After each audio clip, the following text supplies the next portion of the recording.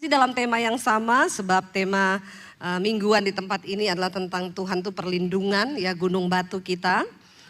Bapak Ibu, tadi pagi saya membahas tentang Daud, bagaimana Daud itu berkata bahwa Tuhan itu terangku, ya, terambil dari Mazmur 27, dia bilang Tuhan adalah terangku, keselamatanku, kepada siapa aku harus takut, ya, Tuhan adalah benteng hidupku, terhadap siapa aku harus gemetar. Bahkan Daud berkata di ayat yang kedua, ketika penjahat-penjahat menyerang aku untuk memakan dagingku, yakni semua lawanku dan musuhku, mereka sendiri akan tergelincir dan jatuh. Sekalipun tentara berkemah mengepung aku tidak takut, ya. Hatiku, ya, tidak takut. Sekalipun timbul peperangan melawan aku, dalam hal itu pun aku, ya, tetap percaya. Dan tadi pagi kita sudah membahas apakah Daud itu manusia sempurna yang tidak pernah merasa takut. Tentu dia adalah manusia biasa yang pernah merasa takut, Bapak Ibu. Siapa manusia yang tidak takut? Tidak ada. Bahkan Yesus ketika ada di dunia, ya, sebagai manusia, Yesus juga mengalami rasa takut. Alkitab berkata ketika Yesus ada di Taman Getsemani, dia akan disalib, saudara, akan ditangkap. Dia berdoa dengan peluh yang bercampur darah. Dia gemetar karena ketakutan. Mungkin kita berkata, dan sebagian orang, bahkan saya dulu ketika saya belum mengerti firman Tuhan, saya berkata kenapa Yesus yang adalah Tuhan takut. Ingat, Yesus adalah 100% Allah dan dia 100% manusia. Kenapa Yesus Tuhan harus menjadi manusia? Ya, karena memang manusia ini membutuhkan teladan, membutuhkan contoh, membutuhkan figur. Tetapi di dalam kemanusiaan Yesus ketika dia ada di dunia, dia bisa marah, dia bisa kecewa, dia bisa menangis, dia bisa takut. Bahkan ketika dia ketakutan mengalami depresi berat waktu dia akan disalib, dia berkeringat campur darah. Mungkin kita bertanya, loh Yesus sendiri kok bisa takut? Bisa Bapak Ibu, karena Alkitab dengan jelas berkata, Yesus ketika dia turun menjadi manusia, dia mengosongkan dirinya, mengambil rupa sebagai seorang manusia. Dan di dalam keilahiannya dikatakan dia tidak mempertahankan kesetaraannya dengan Allah itu sebagai milik yang harus dipertahankan. Sebaliknya mengosongkan diri. Jadi kalau kita berkata siapa manusia di dunia ini yang tidak takut, bahkan Yesus pun pernah mengalami takut. Tetapi dalam semuanya itu Yesus terbukti tidak berbuat dosa. Saya mau tanya Bapak Ibu, takut itu dosa atau tidak? Yang bilang dosa angkat tangan. Yang bilang tidak angkat tangan. Yang bingung angkat kaki. Karena banyak yang bingung saya lihat, ya. Ya, takut itu adalah manusiawi, ya. Karena ya namanya daging, manusia itu ya bisa takut. Dan itu bukan dosa, ya. Tetapi takut itu akan menjadi dosa ketika dia mengikat kita sehingga kita dibelenggu oleh ketakutan. Takut itu perasaan yang sangat manusiawi. Tapi ketakutan itu merubah menjadi ikatan roh. Sehingga apa-apa takut. Apa-apa takut. Dan tadi pagi saya sudah terangkan bahwa apa yang kita takutkan itu yang akan menimpa kita. Dan apa yang kamu cemaskan itu yang akan mendatangi kamu. Makanya jangan sampai biarkan kita diserang oleh roh ketakutan. Saya pernah Bapak Ibu ketika satu saat saya pelayanan di satu gereja. Di Jakarta ini, lalu siang-siang itu ada jam, ya seperti di sinilah jam 10, nanti sampai jam 4. Orang gerejanya tanya, ibu mau istirahat di mana? Ya kalau di sini enak, sudah diajak makan, ya, sama Pak Yusuf, ya. Jadi waktu itu tidak terasa kita makan, cerita-cerita, pulang ke hotel, udah jam 3 ganti baju lagi, mandi, sudah kesini lagi. Waktu di Jakarta itu saya ditanya, ibu mau pulang atau mau di gereja aja istirahat? Ya saya karena itu di Jakarta juga kalau saya pulang macet lama. Sementara ibadah nanti sudah jam 4, enggak usah, saya enggak pulang, saya istirahat di gereja saja. Oh begitu, iya. Lalu saya, oh iya Bu, mari Bu ikut ya sama pengerjanya.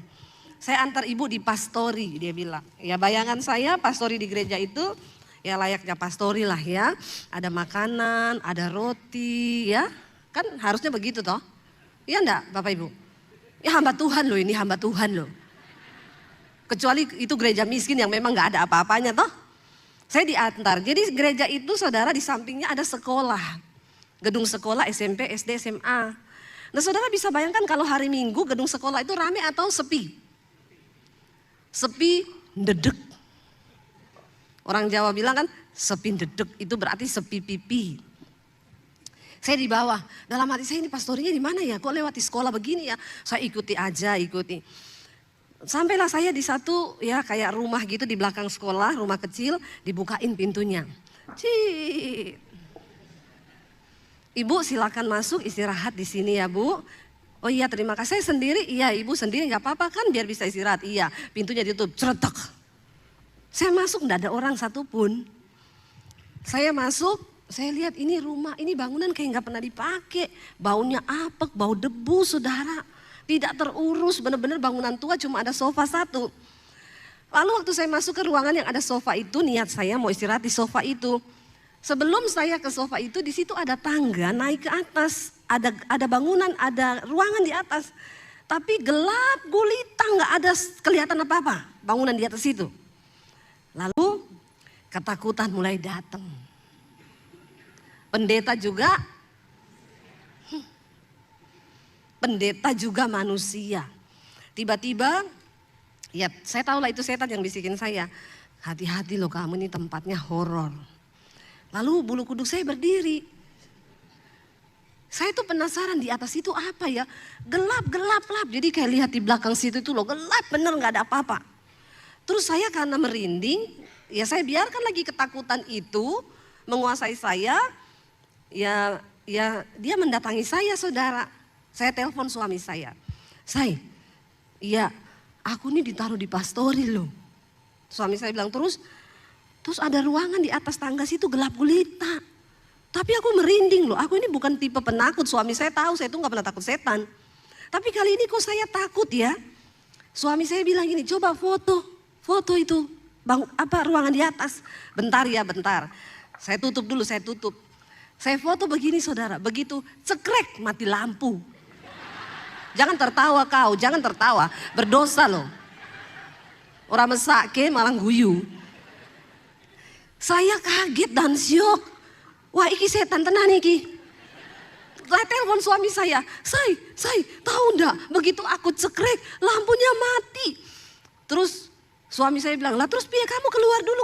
Lah iya aku tak cari-cari jalan keluar ini gelap gulita.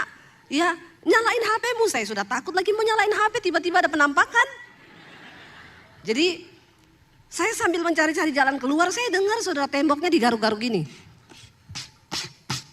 Aduh setan ini, bener setan ini. Saya bahasa roh, memang bahasa roh itu harus keluar dalam waktu-waktu tertentu ya.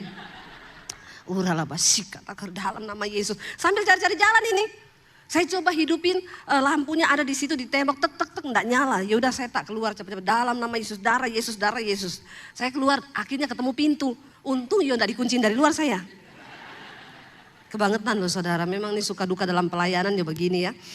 Saya buka pintu, saya keluar, saya lari, itu masih siang di luar tuh masih jam 3-an. Saya lari saudara lewati sekolah kosong itu, ada rumah di situ. Saya ketok pintunya, selamat siang, ibu-ibu pengerja di gereja itu keluar. Iya Bu Debbie, ibu dari mana? Saya tadi istirahat di pastori situ Bu. Ya ampun ibu ditaruh situ. Lah emang ditaruh mana?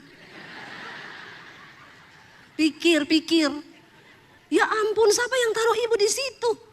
Yang nggak tahu tadi orang gereja lah yang taruh saya di situ. Katanya itu pastori. Masuk bu. Saya duduk. Bu, di sini enggak mati lampu? Enggak. Dari tadi enggak mati lampu? Enggak. Dia cuma berjarak berapa rumah loh saudara. Beneran Bu enggak mati lampu? Bener. Bu, bukan apa-apa ya Bu. Itu saya tadi serem loh di pastori situ. Dia bilang gini. Maaf ya Bu Debbie, ini memang dulu semua kuburan, bekas kuburan. Tapi semua jenazahnya itu sudah diangkat, kecuali yang di pastori itu. Itu bawahnya masih jenazah semua. Dalam hati saya, astagfirullah subhanallah, ini orang gereja, dia kayaknya mau coba iman saya. Ini pendeta ini ya, mempan apa enggak. Tapi suami saya bilang, coba kamu lihat fotonya yang tadi kamu foto ada penampakan nggak? Saya lihat nggak ada sih, gelap gulita toh. Tapi setidaknya nggak adalah setan berani menampakkan diri sama saya. Jadi kalau ada yang sedikit-sedikit lihat setan itu, berarti kau temennya. Tapi saya bersyukur, maksudnya ya lain kali ya itulah kalau kita biarkan ketakutan, dia berubah menjadi roh ketakutan yang akhirnya menyerang kita sendiri. Ya, jadi jangan biarkan ketakutan itu menguasai kita. Tadi pagi saya sudah bagikan apa kunci Daud mengalami kemuliaan Tuhan ketika dia ditangkap di Gad. Daud melarikan diri dari Saul, mau dibunuh, dia lari ke kota Gad. Sampai di kota Gad, Alkitab tadi siang kita sudah baca, Daud menjadi takut sekali. Bukan cuma takut, tapi takut sekali. Ketakutan yang begitu luar biasa. Tapi ternyata satu hal Daud berkata, tadi pagi juga sudah kita baca. Kuncinya satu, dia bilang, waktu aku ini takut, aku percaya kepada Tuhan. Jadi kuncinya saat kita mengalami takutan, maka kita harus belajar percaya kepada Tuhan. Bagaimana cara percaya pada Tuhan? Perkatakan firman, ya. Perkatakan janji Tuhan, jangan biarkan ketakutan terus. Ya tadi pagi saya sampaikan, ada orang sakit kepala nih. Kanker, tumor. Padahal baru sakit kepala. Mungkin karena mendekati jatuh tempo. Biasa kan begitu toh. Tapi karena alay lebay, ketakutan, ini kanker tumor. Dia periksa ke dokter Surabaya, dokter bilang, Pak ini enggak ada apa-apa. Enggak mungkin loh dok. Dokternya bilang, lo memang enggak ada apa-apa. Enggak mungkin. Lah, periksa ke Jakarta. Sampai Jakarta, dokter di Jakarta bilang, enggak ada apa-apa juga. Enggak mungkin loh. Malah maunya ada apa-apa. Karena dikuasai oleh ketakutan. Sudah berkesimpulan sendiri, enggak mungkin. Ini ciri-cirinya adalah ini. Ya. Saudara, Daud bilang ketika aku takut, aku percaya. Lalu kita akan belajar dari Daud hari ini, ya. Yuk kita kembali Mazmur 27. Kita ingin baca ayat yang keempat mulai. Tadi kita sudah baca 1-3 ya.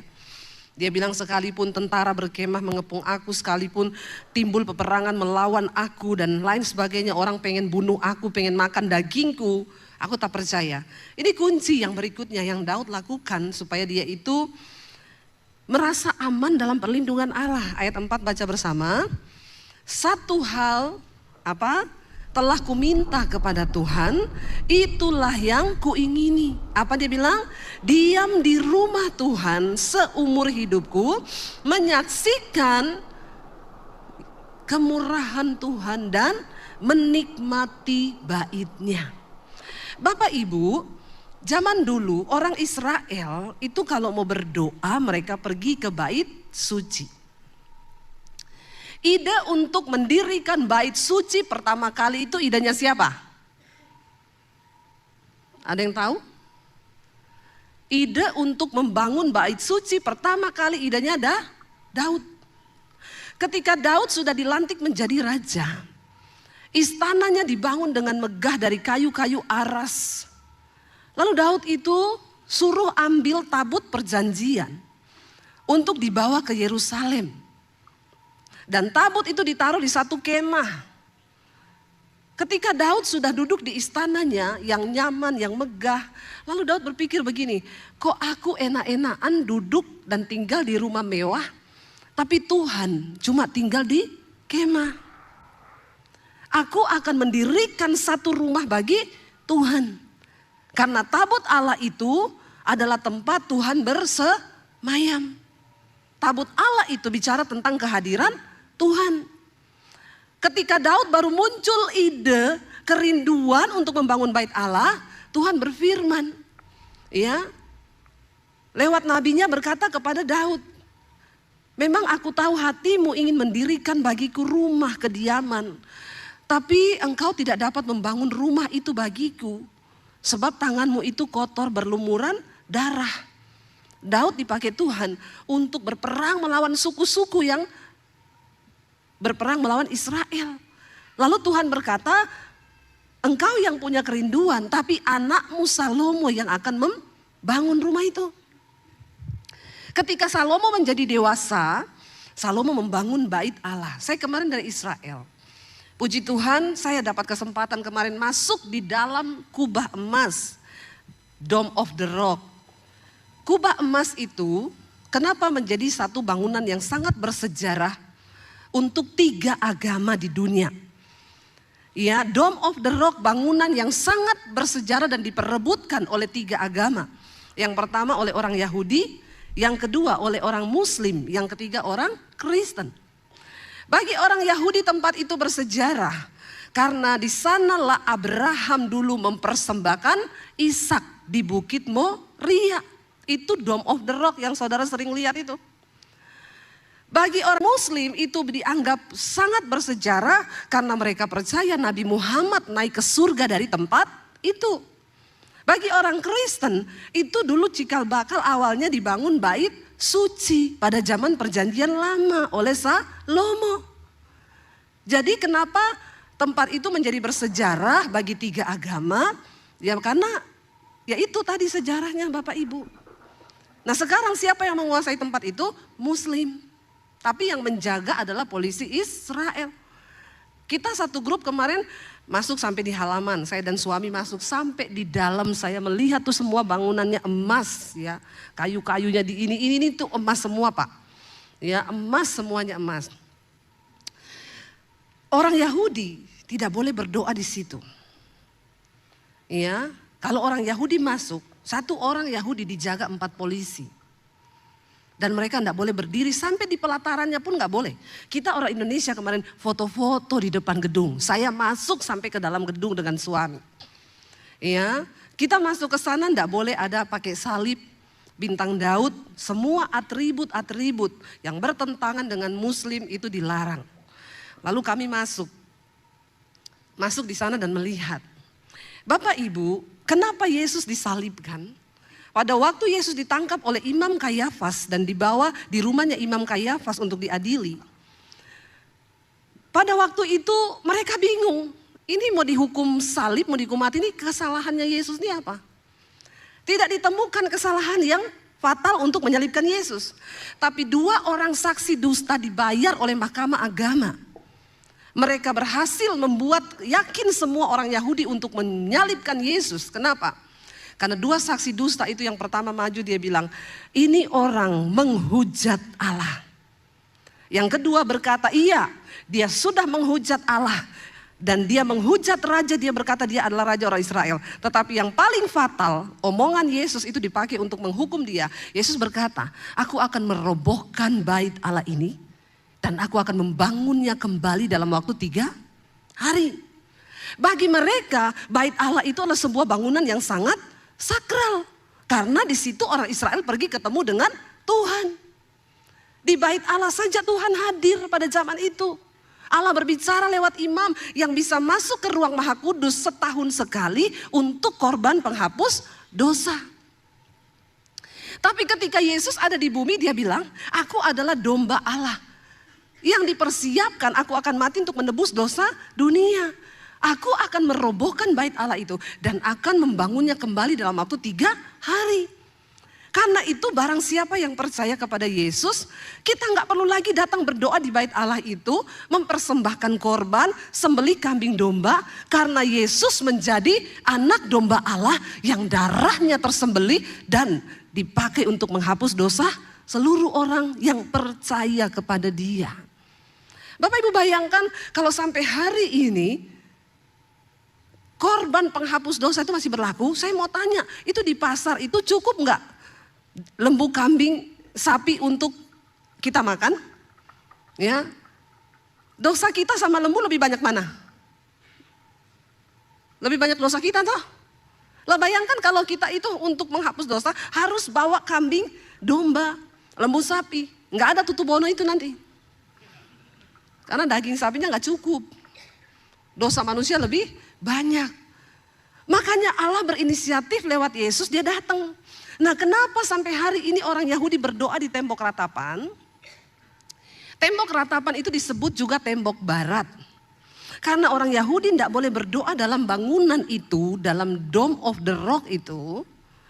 Mereka berdoa di tembok ratapan, tembok barat itu. Karena mereka percaya tembok ratapan itu adalah tembok bagian ruang maha suci. Jadi mereka berdoa di sana. Salah satu pokok doa yang mereka naikkan di tembok ratapan adalah mereka meminta Mesias untuk datang. Karena mereka sendiri menolak Tuhan Yesus. Ya, Israel itu Kristennya cuma 2% saudara. Tapi sudah ada yang Kristen. Jadi jangan orang Indonesia beranggapan kalau Israel itu Kristen. Nanti Israel Palestina berantem, orang Kristen lagi yang dianiaya. Lucu, lebih banyak Kristen di Palestina daripada di Israel. Ya, jadi yang tidak mengerti itu makanya jalan-jalanlah ke Israel ya. Nggak usah takut, kalau belum waktunya mati enggak mati. Saya tahun ini 2 kali berangkat. April setelah bom 400 rudal Iran masuk ke Israel, kami berangkat. Ya, kemarin minggu lalu saya baru pulang lagi. Ya, orang bilang, "Bu, ibu nggak takut bom?" Kalau belum waktunya mati enggak mati. Iya saudara, makanya kenapa saya kalau bawa grup saya nggak bolehin mereka pergi berdoa di tembok ratapan. Kamu kan bukan orang Yahudi, kamu kan udah percaya Yesus. Ngapain kau pergi berdoa di tembok ratapan situ? Apalagi terima titipan-titipan doa. Jangan ada jemaat yang bodoh ya. Ada pendeta mau ke Israel, titip ya. Apa ini? Doa. Masukin di tembok ratapan. Ya, saudara, begitu dimasukin, saya bilang kemarin sama peserta saya, lihat tuh, habis dimasukin semua tuh tukang sampah datang. Doamu sampai ke surga? Pret. Ya, jangan bodoh.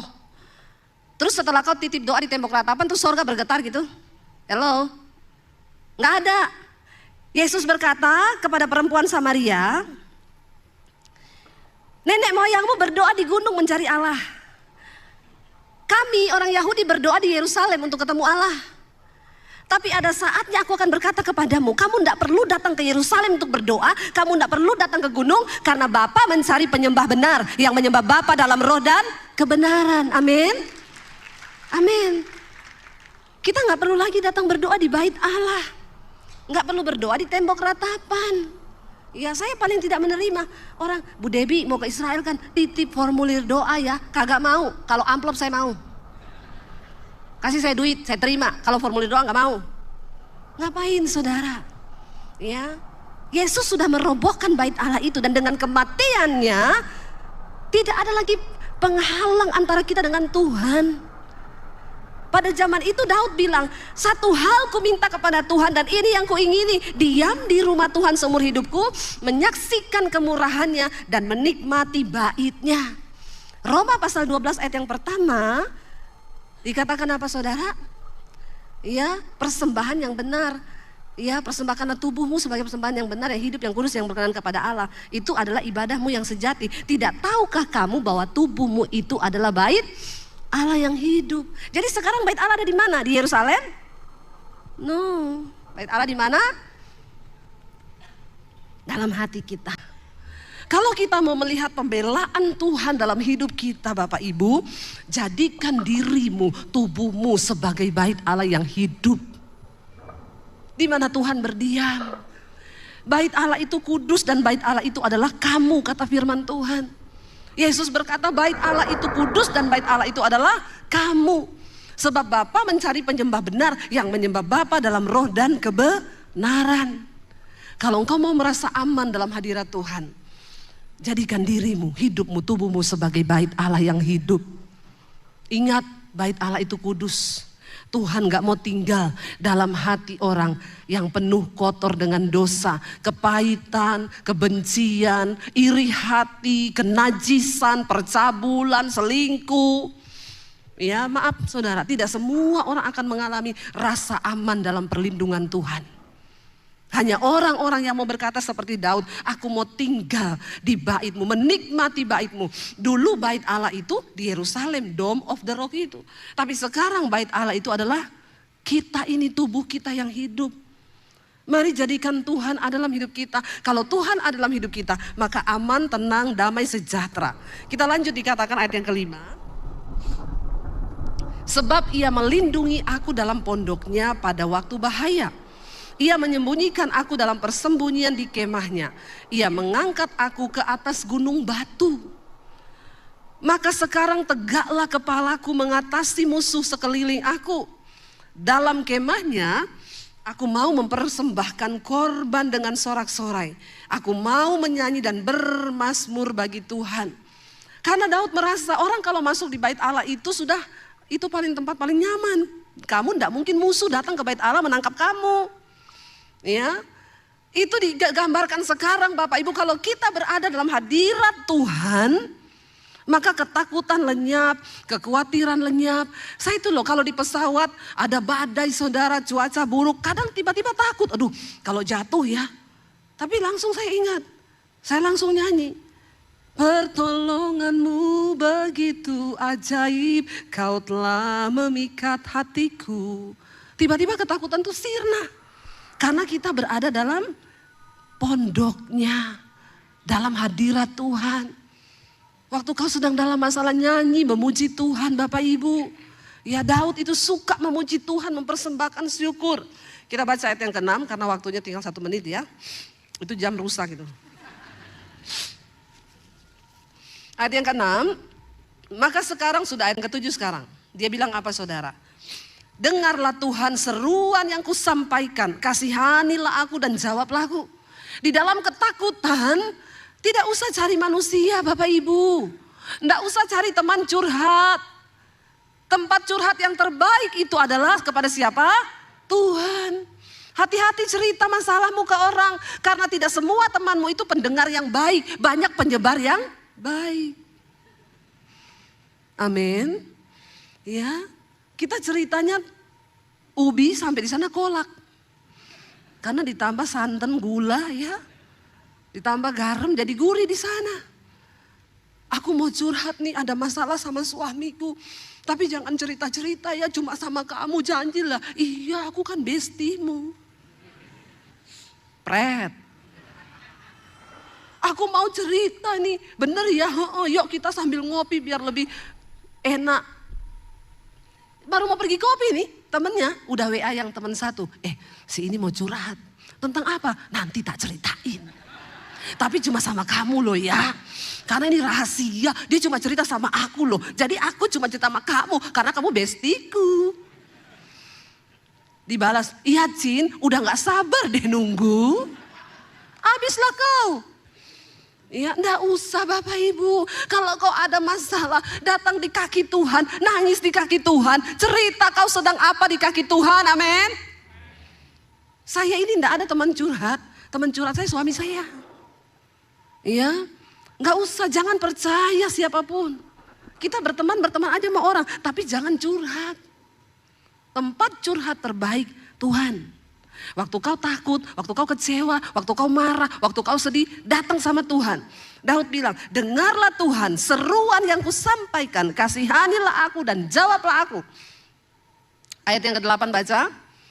Hatiku, Daud bilang, mengikuti firman-Mu. Carilah wajahku, maka wajahmu ku cari ya Tuhan. Bapak Ibu kalau mau mengalami keamanan, perlindungan yang dari Tuhan, dengar-dengar pada firman Tuhan. Kalau Tuhan suruh cari wajah Tuhan, cari wajah Tuhan. Nggak usah cari muka sama orang lain, amin. Ya, cari muka sama Tuhan. Cari wajah Tuhan. Kalau suruh mengampuni, ampuni. Nggak usah bilang gini, terlalu sakit Tuhan. Aku nggak bisa. Nggak bisa Yura. Yura bilang bisa, kagak Yura. Yura sudah bilang bisa loh, kau bilang tidak bisa bagaimana ini? Ya, ayo bersepakat dengan firman Tuhan. Waktu kita bersepakat dengan firman, mujizat terjadi. Jangan suka bantah firman, amin. Kalau firman bilang jangan khawatir, ya jangan khawatir. Kalau firman Tuhan bilang percaya saja, walaupun tidak masuk. Tapi waktu kita percaya itu terjadi. Yuk kita lihat ayat yang berikutnya. Ayat 9. Janganlah menyembunyikan wajahmu kepadaku. Janganlah menolak hamba-Mu ini dengan murka. Engkaulah pertolonganku. Janganlah membuang aku. Janganlah meninggalkan aku. Ya Allahku penyelamatku. Ayat 10 baca bersama. Sekalipun apa? Namun Tuhan menyambut aku. Sekalipun ayahku dan ibuku membuang aku, tapi Tuhan menyambut aku. Bapak Ibu, Daud ini seorang yang mengalami hal yang luar biasa. Penolakan berkali-kali dari masih kecil. Dia ini semua kakak-kakaknya disekolahkan tentara, ikut wajib militer. Daud tidak. Bapaknya bilang, kau itu tidak masuk hitungan. Jadi kau itu di padang gurun saja gembalakan kambing domba. Satu saat ketika Samuel mendapat suara Tuhan. Tuhan bilang, Samuel, kau pergi ke Isai di Bethlehem. Lalu kau akan mengurapi salah satu orang anak laki-lakinya untuk menjadi raja atas Israel. Lalu Samuel datang, Isai, besok pagi jam 9 kamu datang ke sini, saya akan mengurapi seorang dari anak laki-lakimu untuk menjadi raja Israel. Menurut saudara itu berita yang wow nggak? Tidak disebutkan siapa anaknya. Lalu Isai pulang ngomong ke anaknya semua laki-laki, besok semua kamu mandi pakai baju prajurit, datang ke satu upacara ketemu Nabi Samuel. Dia akan mengurapi salah satu dari kalian untuk jadi raja. Lalu semua mempersiapkan baju. Daud bilang, "Pak, aku pakai baju apa? Kecuali kau." Kau ndak ada tampang jadi raja. Jadi besok kakak-kakakmu toh, kau tetap menggembalakan kambing domba di sana. Bapak Ibu, menurut Bapak Ibu, Daud itu tertolak dalam keluarganya? Iya, tertolak karena dia tidak diperhitungkan. Karena memang ya secara tampang tidak meyakinkan. Pinter juga kagak. Tapi dia punya roh yang luar biasa. Dan hati yang tulus sama Tuhan. Jadi pada hari itu, waktu kakaknya sudah rapi semua pakai baju prajurit. Kira-kira Daud itu kayaknya di belakang pintu ngeliat gini loh. Kak, ganteng banget ya. Emang kayak lu. Saya mau tanya, kalau saudara begitu kepahitan enggak? Bapak kepahitan enggak, Pak? Jangan merasa menjadi orang yang paling menderita. Penderitaanmu itu belum seberapa. Amin. Tapi kita ini kadang alay lebay. Merasa paling menderita. Apalagi anak-anak Gen Z sekarang. Anak Gen Z kalau digituin, wah sudah saudara lompat dari apartemen itu. Maaf ya, kamu itu anak-anak Gen Z cari Tuhan ya, saya mau bilang ya. Anak-anak Gen Z itu sekarang, ya kalau cerita sama teman-temannya gini, ini cerita anak saya nih temannya. Gua mau curhat nih. Kenapa? Gua nih stres, depresi, gak bisa tidur. Lu udah ke psikolog? Udah. Kata psikolog gua stadium 3. Terus, lu masih kalah dong sama gua. Gua dong stadium 4. Bangga loh. Mereka itu menceritakan stresnya itu bangga. Tapi lu gak merasa ya. Gua tuh di keluarga paling disia-sia. Aduh lu baru gitu. Gua ini loh gua. Saya lama-lama kayak gini, gua telan juga loh. Anak-anak Jakarta itu saudara. Persoalannya itu belum seberat Daud loh. Belum ada apa-apanya. Daud itu pergi ketika kakaknya semua sudah pakai baju rapi mau ketemu nabi yang akan mengurapi mereka menjadi raja.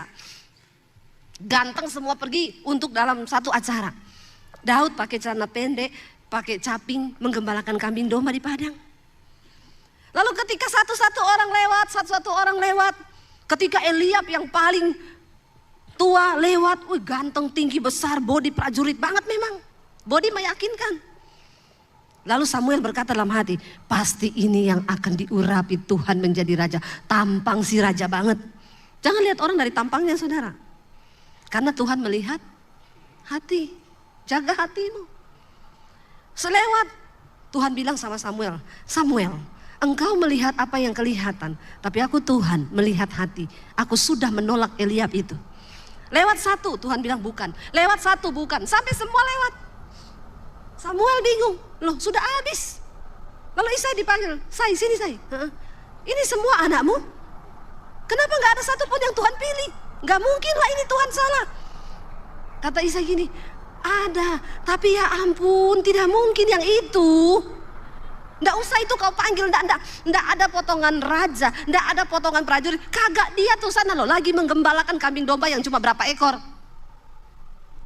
Tapi tiba-tiba Samuel bilang, kita tidak akan duduk makan, tidak akan memulai acara ini kalau dia nggak kau panggil ke sini. Cepet-cepetan. Tidak dicerita di situ Daud pulang dulu ganti baju pakai baju pahlawan. Mungkin dia ada kemungkinan dia datang dengan model yang lusuh dari padang tuh langsung ditarik. Dengan culunnya dia datang, kecil, mungil dan dekil. Ya, kotor saudara. Daud datang. Ketika Samuel melihat Daud, Tuhan bilang, bangkit berdiri, ambil tabung minyakmu, urapi dia menjadi raja sebab aku sudah memilih dia. Dia orang yang berkenan di hatiku. Amin. Kalau kau sedang menghadapi masalah, tidak usah merasa masalahmu itu yang paling berat. Amin Bapak Ibu. Kalau kau sudah merasa paling berat, sekali-sekali kau turun ke jalanan sana, layani tuh anak-anak jalanan yang gak makan, baru kau bisa lihat hidupmu, baru kau bilang, oh iya ya masih ada yang lebih buruk ya dari saya. Sekali-sekali kau ikut pelayanan ke rumah sakit jiwa, supaya kau rasa kau paling sehat. Saya bilang sama anak saya, teman-temanmu yang rasa sakit jiwa itu, ayo ikut sekali-sekali kita ajak pelayanan ke rumah sakit jiwa. Saya pernah pelayanan ke rumah sakit jiwa Bapak Ibu. Saya mendekati satu bapak-bapak yang sedang sakit jiwa. Pak, saya mau berdoa ya buat Bapak. Percaya Tuhan Yesus menyembuhkan. Saya ini Yohanes Pembaptis loh. Mampus nggak saudara? Saya baru mau doakan dia sudah bilang dia Yohanes Pembaptis. Terus saya bilang, oh iya nanti tapi Tuhan Yesus menyembuhkan ya. Iya saya temannya Yesus, Yohanes Pembaptis. Tapi saya ya udah saya nggak peduli aja lah ya. Dia cerita saya dengerin dulu. Terus dia bilang gini, shh. Saya pikir dia mau ajak saya berdoa, kenapa? Shh. Ada helikopter 2 parkir di atas kepala saya. Bapak Ibu bisa bayangkan. Kita dengar 1 helikopter saja sakit enggak kepala kita. Coba dengar toh ini parkir di kepalanya dia 2 helikopter. Dalam hati saya makanya dia masuk rumah sakit jiwa. Karena 2 helikopter parkir di kepala. Nah orang-orang yang merasa stres ini tak ajak sini, ayo pelayanan. Supaya kau rasa bagaimana 2 helikopter parkir di kepalamu. Baru kau bisa bilang begini, aku masih lebih waras ternyata ya. Bahwa kau tidak seberapa dengan dia. Terus saya bilang, oh iya nanti Tuhan Yesus usir ya helikopternya, kita berdoa. Udah mau berdoa, saya disuruh diam lagi, kenapa? Saya mau kentut. Itu pengalaman saya pertama dan terakhir kayaknya Bapak Ibu. Saya menyadari bahwa itu bukan panggilan saya. Ya, tapi waktu saya doakan dia jatuh rebah. Ya, dan itu rebah yang tidak dibuat-buat. Dan sekarang saya dengar sudah waras. Tidak ada lagi helikopter parkir di kepalanya. Jadi jangan kau merasa menjadi orang yang paling malang. Supaya kau itu bisa mendapatkan damai sejahtera dari Tuhan. Merasa aman dalam perlindungan Tuhan. Kalau kau merasa kau yang paling menderita, aduh kasihan deh lu. Daud ini yang dia katakan semua yang dia alami loh. Dia dibuang sama orang tuanya begitu saja, tidak dianggap. Saya pun pernah mengalami, sekalipun ayahku dan ibuku meninggalkan aku. Ini yang saya pegang dulu ketika saya diusir dari keluarga saya. Banyak ketakutan dalam benak saya, nanti saya hidup bagaimana, saya makan apa. Kalau saya tinggalkan rumah, saya tidak ada uang 1 sen pun. Ijazah saya ditahan, masa depan saya mau bagaimana. Saya dapat ayat ini saudara, saya bilang yes Tuhan. Sekalipun ayahku dan ibuku membuang aku, tapi Tuhan menyambut aku. Dan itu cukup. Sebab Tuhan adalah segala-galanya. Dan itu terjadi hari ini, apakah saya mati lapar? Ya, malah makin gendut. Bapak Ibu, ayo kita taruh iman kita, jangan merasa yang paling menderita. Bilang kanan kirimu, gak usah alay lu. Merasa paling menderita, gitu, bertobat. Ya, jangan Bapak Ibu, belajar dari tokoh-tokoh di Alkitab, belajar. Dia bilang begini, tunjukkanlah jalanmu kepadaku ya Tuhan, dan tuntunlah aku di jalan yang rata, oleh sebab seteruku. Berlutut sama Tuhan, minta Tuhan tuntun kita di jalannya Tuhan. Jangan bikin jalan sendiri, supaya aman hidupmu. Tuhan udah kasih kita jalan. Tapi kalau kau memang mau kerja di Bina Marga, tukang bikin jalan silakan. Kau bikinlah itu jalanmu sendiri. Kau tanggung biayanya sendiri. Harga yang kau bayar akan sangat mahal. Beda ketika engkau berjalan di jalan yang sudah Tuhan siapkan. Supaya aman langkahmu. Anak muda jangan kau bikin jalan sendiri. Ya Bu, saya itu bingung Bu. Saya yang sana takut Tuhan tapi miskin Bu. Yang ini kaya tapi tidak takut Tuhan Bu. Karena kan begini ya Bu. Ya saya sih lebih memilih yang punya uang walaupun tidak punya cinta. Karena kalau nggak ada uang Bu, biar cinta besar akan pudar cinta kalau nggak ada duit. Tapi kalau ini nggak ada cinta, kalau ada uang nanti cinta perlahan tumbuh. Saya sih lebih pilih ini ya Bu, mending saya menangis di atas Mercy daripada nangis di atas beca. Saya bilang kalau kau pilih dengan pilihanmu yang kaya, kau nangis di atas mercy. Kalau kau pilih Tuhan, kau tertawa di atas mercy. Amin. Atau tertawa di atas beca. Amin. Kan yang penting tertawa tuh. Iya enggak? Biar naik beca kalau tertawa mau enggak? Ya. Lebih baik gaji 30 juta dengan ucapan syukur daripada 3 juta dengan sungut-sungut. Ya enggak? Benar enggak saudara? Ya cuma 3 juta bersungut-sungut lagi. Ini yang 30 juta aja bersyukur. Saya mau bikin bingung saudara memang. Ya, ikut Tuhan. Karena jalan Tuhan itu yang paling sempurna. Daud bilang, Tuhan tunjukkanlah jalanmu kepadaku, bahwa aku berjalan di jalan yang rata. Jangan kau mau di jalan yang berlubang-lubang. Jalan Tuhan itu rata.